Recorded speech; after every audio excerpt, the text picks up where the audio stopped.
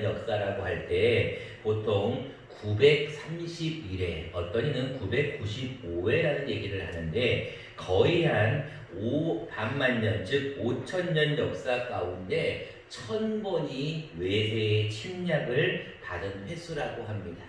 다시 말하면 여러분 5000년 동안에 1000번이라면 거의 5년에 한 번의 외세의 침략을 받았던 우리나라인 것 같아요.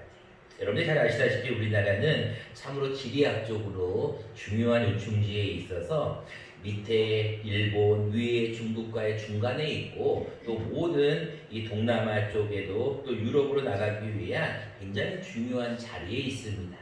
유일하게 분단 국가인 우리나라는 남쪽은 민주주의, 북한은 공산주의로 우리가 참으로 중요한 지리학적뿐 아니라 정치학적으로도 중요한 나라가 우리 대한민국인 것 같아요. 그러니 대한민국이 얼마나 많은 외세의 침략이 있었겠냐는 거예요. 그때마다 누가 있었을까요?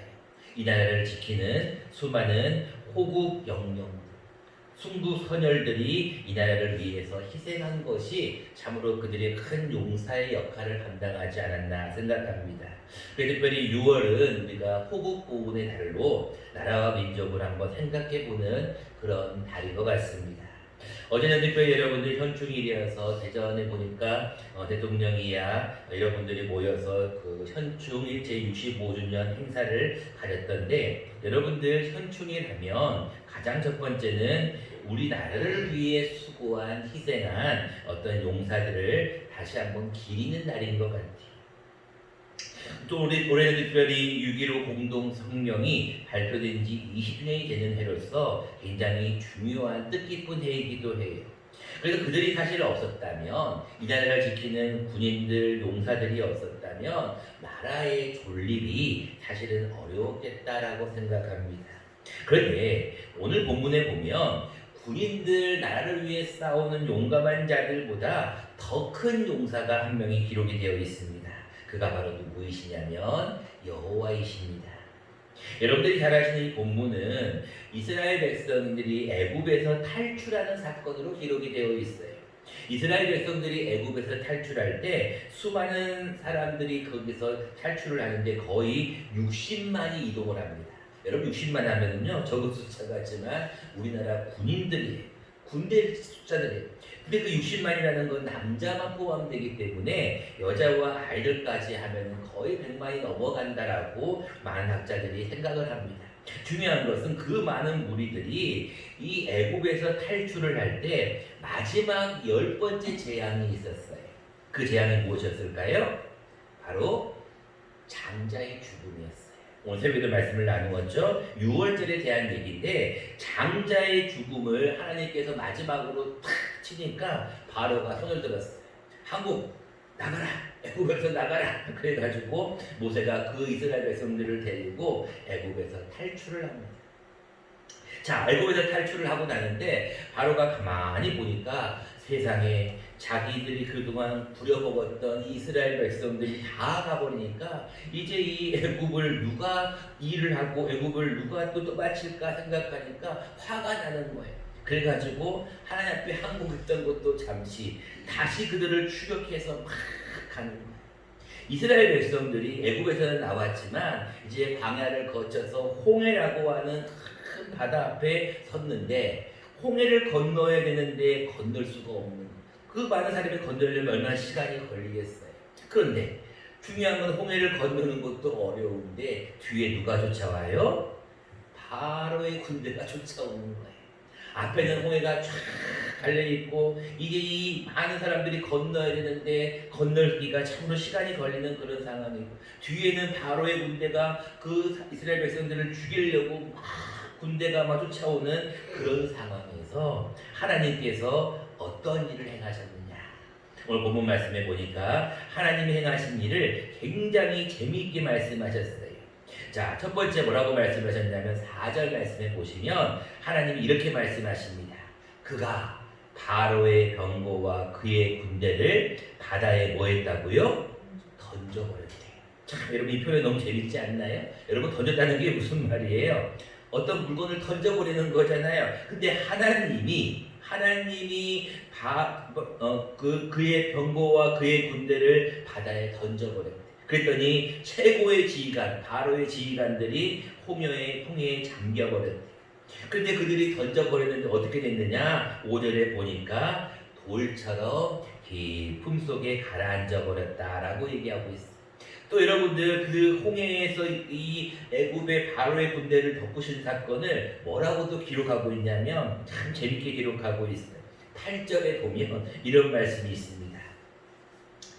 주의 무엇에 물이 쌓였다고 말씀하고 있어요? 주의 홑김에라고 기록하고 있어요. 성경에 보면 밤새도록 동풍이 불어서 물을 갈라지게 하였다라고 기록을 하고 있는데 오늘 본문은 뭐라고 말씀하고 있냐면 밤새 동풍이 부는 것을 딱 한마디로 얘기하는 거예요. 뭐라고 했어요? 홑김이라고 얘기하고 있어요. 그러니까 이게 무슨 말이에요? 하나님이 입장에서 보면 너무나 일이 쉬웠다는 거예요. 우리가 생각할 때는 그 큰 홍해를 어떻게 가를 수가 있을까라고 하는데 하나님의 입장에서 보면은 콧김 한번 흥 하고 부으니까 물이 쌓였다는 거예요. 파도가 언덕같이 일어났다는 거예요.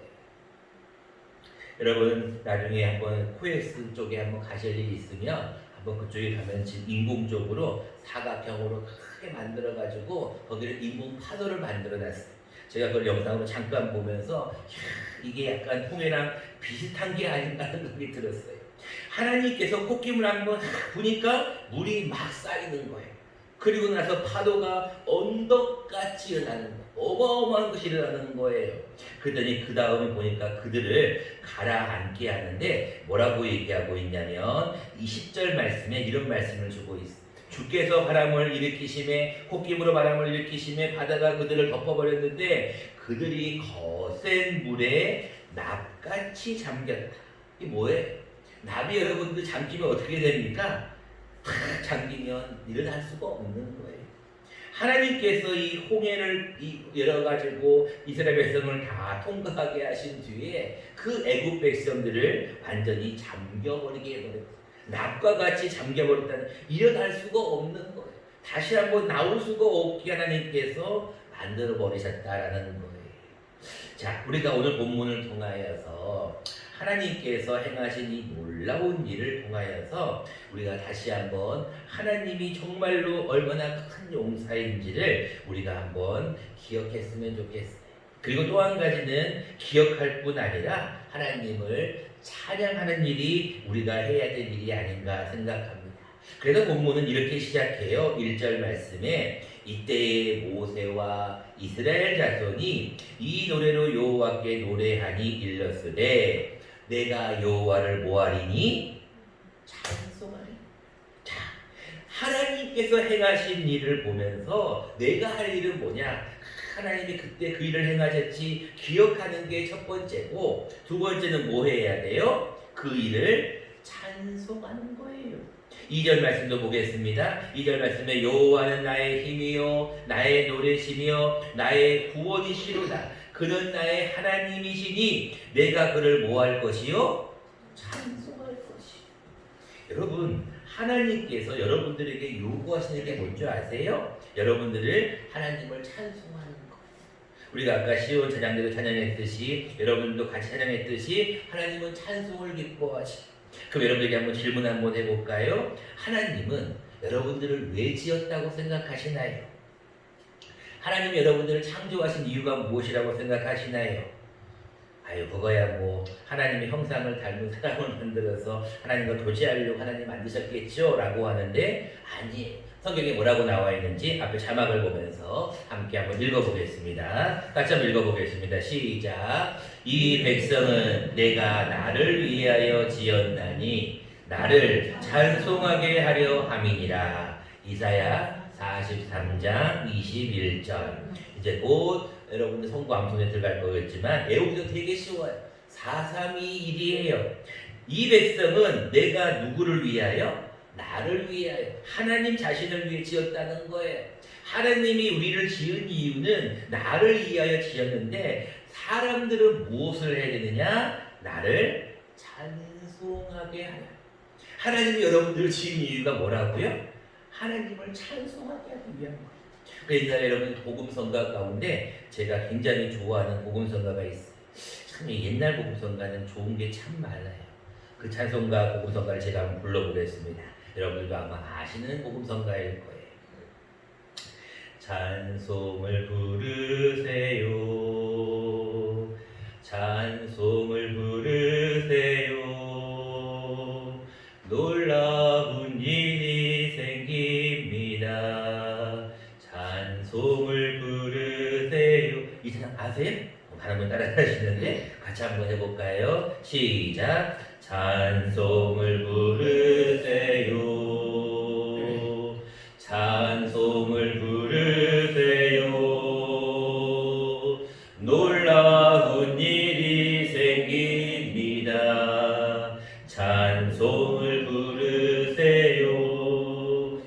이 기도를 드리세요. 뭐 말씀을 읽으세요. 이런 가사가 나오는데 찬송을 부르면 놀라운 일이 생깁니다. 너희 중에 고난당하는 자가 있느냐? 저는 뭐 할 것이요? 고난당하면 뭐 해야 돼요? 기도해야죠. 너희 중에 고난당한 자가 있느냐? 저는 기도할 것이요. 너희 중에 즐거워하는 자가 있느냐? 저는 뭐 할 것이요? 찬송하라는 거예요.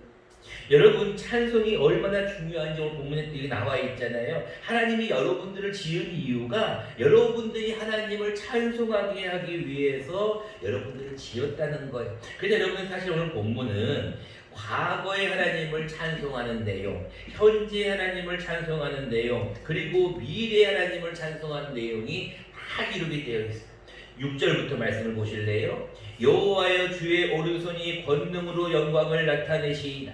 여호와여 주의 오른손이 원수를 부수니. 여러분 과거의 하나님이 이 바로의 군대를 부숴버렸다는 거예요. 죽여버렸다는 거예요. 엎어버렸다는 거예요. 과거의 하나님을 찬양하는 거예요. 현재는 11절 말씀을 보실래요? 여호와여 신중에 주와 같은 자가 누구니까? 주와 같이 거룩함으로 영광스러우며 찬송할 만한 위엄이 있으며 기이한 일을 행하는 자가 누구니? 현재 그는 신 여호와와 같은 신이 없다는 것.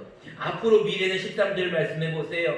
주의 인자하심으로 주께서 구속하신 백성을 인도하시되 주의 힘으로 그들을 주의 거룩한 처소에 들어가게 하시나이다. 하나님을 찬송하면 앞으로 미래에 여러분들을 어디로 들어가게 하신다고요? 거룩한 처소에까지, 여러분들을 천국에까지 인도하시는 분을 우리는 찬양하는 거예요. 그러니까 여러분들 찬송은 놀라운 거예요. 기도도 놀랍지만 찬송이 놀라운 거예요. 찬송 가운데 하나님이 거하시기 때문에 그래요. 오늘은 우리가 나라와 민족을 생각하며 하나님이 이 나라의 반만년 역사 가운데 거의 1000번에 가까운 외세 침략 속에서도 이 나라를 지키신 하나님을 우리가 생각하며 두 가지를 한번 생각해 보려고 합니다. 첫 번째입니다. 우리가 나라사랑 주의를 맞이하여 기억할 것은 나라는 하나님이 다스리신다라는 것을 꼭 기억하셔야 돼요. 여러분들 우리 대한민국은 누가 다스릴까요? 하나님이 다스리십니다. 대통령이 다스리는 게, 국회의원이 다스리는 게, 위정까지 다스리는 게 아니라 누가 다스리신다고요? 하나님이 다스리십니다. 여러분 이것을 믿습니까? 많은 분들이 나라를 다스리는 게 하나님이 어디 있느냐, 하나님이 안 보이는데 어떻게 하나님 나라를 다스리냐라고 하는데, 오늘 본문 말씀 18절 말씀해 보세요. 여호와께서 뭐 하도록? 영원 무궁하도록 다스리시도다 라고 기록하고 있어요. 하나님이 이 나라를 다스리시는 거예요. 여러분들 이 나라를 다스리는 다른 분이 아닌 하나님이 나라를 다스리시는 거예요. 여러분들 가만히 생각해 보세요. 많은 사람들이 이 나라를 누가 움직이느냐라고 생각할 때 많은 사람이 권력이 이 나라를 움직인다고 생각하는데 그렇지 않아요. 사실은 하나님께서 이 나라를 다스리십니다. 요즘 여러분들 많은 사람들이 코로나19로 인하여서 어려워하고 힘들어합니다. 그런데 요즘 수도권 중심으로 해가지고 그게 산발적으로 일어나잖아요. 뭐 어저께인가 그저께 보니까 가까운 용인 쪽에 있는 큰 나무 교회에서 우리 정도의 규모예요. 딱 그날 주일 예배가 20몇 명 참석했다 그러니까 거의 우리 정도 되는 규모인데 그러니까 감염이 됐어요. 교회뿐 아니라 뭐 인천에는 어떤 개척교회 어떤 모임들 또 뭐 어떤 뭐 산발적인 여러 모임들이 지금 확 퍼지고 있는데 사실 여러분들이 코로나도 가만히 생각해 보세요. 제가 오늘 아침에 잠깐 뉴스를 보니까 전 세계적으로 코로나 확진자가 몇 명인 줄 아세요? 700만 명이에요. 700만 명. 이쪽에서 1000만 명 가까이 된다니까. 근데 우리나라 지금 몇 명의 확진자가 약간 11,000명 가까이 되고 있어요. 근데 여러분 700만에 비하면 우리나라는 많은 게 아니에요. 근데 더 중요한 건 뭐냐면 하나님께서 이 나라를 지금 지키고 있다는 걸 느끼는 것은 무엇이냐면 이 많은 어려움 가운데서도 하나님이 이만하게 하셨다는 것. 하나님께서 코로나가 정말로 더 많이 퍼지지 않도록 이만하게 지켜주셨다는 거에 대해서 저는 감사한 마음이 있어요. 여러분 지금 큰일 났다 50명대가 넘어갔다 여러분 그렇게 생각할 수도 있지만 이만하게 해주신 것도 감사하죠. 물론 주의해야 되고 조심해야 될 부분이지만 여러분 항상 하나님 앞에 감사하고 찬송하세요. 이 나라는 하나님이 이만큼 지켜주셨다는 걸 여러분들이 꼭 믿으셔야 돼요. 아이고 힘들다 아이고 어렵다 아이고 괴롭다 이게 아니에요. 여러분 더 큰 일을 당하면 그 전의 일은 아무것도 아니에요. 사실 여러분들 나중에 더 큰 일, 여러분 지금 50몇 명이라고 하지만 100명이 넘어가봐요. 우리 초창기 때 몇백 명 나왔을 때 700명 넘어갔다 생각해 보세요. 그럴 때에 비하면 감사할 일. 여러분들 하나님 앞에 항상 이렇게 기도하세요. 하나님 이만하게 하시니 감사합니다. 더 이상 퍼지지 않도록 도와주세요. 하나님이 지켜주세요. 라고 기도해야 하는 것이 우리가 나라를 사랑하는 이 주간에 해야 될 일이다라고 생각합니다. 두 번째입니다. 우리가 나라사랑주의를 맞이하여서 이 나라를 위해서 한 번 더 해야 될 것은 무엇이냐면 이 나라와 민족을 위해서 기도해야 됩니다. 17절 말씀입니다. 주께서 백성을 인도하사 그들을 주의 기업의 산에 심으시리이다. 여호와여 이는 주의 처소를 삼으시려고 예비하신 것이라. 주여 이것이 주의 손으로 세우신 무엇이로소이다? 성소로소이다. 하나님께서 마지막까지 백성들을 인도하셔서 그들을 주의 기업의 산에 심으시려고 마지막 여러분들을 푸른 토장과 맑은 시냇물가로 인도하시는 분이 하나님이신데 그 예비하신 곳까지 인도하실 때 그 예비하신 곳이 곧 무엇이다? 하나님이 세우신 성소예요. 여러분 성소에서 하는 일은 무엇인가요?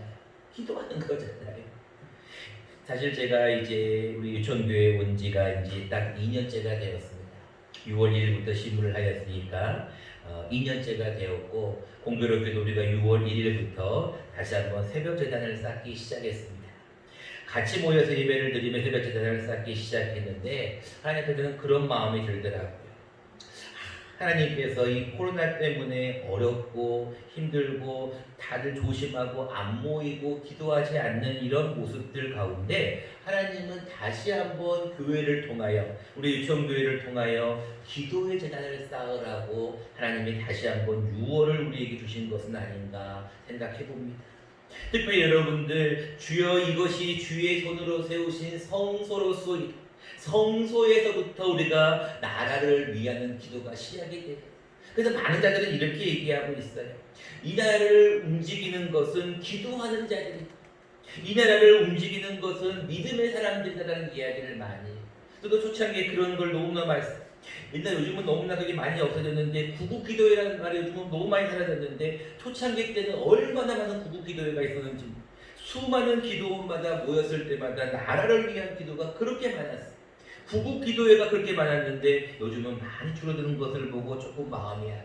중요한 것은 믿음의 사람들의 기도로 이 나라가 움직이는 거예요. 여러분 기도하는 자가 하나님을 움직이기 때문에 하나님이 움직이는 것은 믿음의 사람들의 기도밖에 없어요. 여러분들 나라와 민족을 정말로 사랑하신다면 이 나라와 민족을 위해 무엇해야 되냐면 기도해야 돼요. 특별히 성소에 모여서 기도하는 일이 하나님이 기뻐하시는 일이다라고 생각합니다. 이제 말씀을 맺고자 합니다. 많은 사람들이 요즘 이렇게 위로를 받고 힘을 얻는 하나의 프로가 있다고 해요. 그래서 그게 뭔가 가만히 봤어요. 목회자들 모임이 있어서 이렇게 한번 갔더니 모임이 뭐 가운데 많은 사람들이 하는 주제가 무엇이냐면 요즘 그 얘기를 다 하더라고요. 뭔 얘기인가 봤더니 미스터 트롯이라는 노래를 그 프로를 다들 얘기하더라고요. 어느 조금만 어떤 중학생 정도 되는 정동원이라는 어린 트로트 가수가 보릿고개라는 노래를 부르는데 아이야 울지 마라 배꺼질래라는 노래를 부르는데 그렇게 감동이 된다는 거 옛날에 그때가 생각이 난다는 거예요. 또 어떤 가수는 무슨 몬또배기를 불렀는데 그게 그렇게 좋다라는 거예요. 사람들이 노래를 통하여서 위로를 받는 것을 이야기를 듣고 또 저도 같이 이렇게 한번 동참했던 적이 있었어요. 여러분 노래에는 힘이 있어요. 그 여러분들 제가 그냥 설교하는 것보다 찬송을 하면 집중력이 그만큼 강하잖아요. 마찬가지 노래에도 세상의 노래에도 힘이 있다니 영혼은 아니지만 마음을 움직여요. 이 마음을 힐링을 시키는 게 있어요. 그런데 더 큰 것은 뭐예요? 찬양이에요. 여러분 찬송 가운데에는요 영혼을 움직입니다. 찬송 가운데는 누가 거하시는 줄 아세요? 찬송 가운데 거하시는 하나님이라고 말씀하고 있어요. 그래서 시편 18편에 뭐라고 말씀하고 있습니까? 나의 힘이 되신 여호와여 내가 주를 사랑하나니. 여러분 내가 하나님 앞에 찬송하는 이유가 뭐예요? 하나님이 이 나라를 지키셨다는 거예요.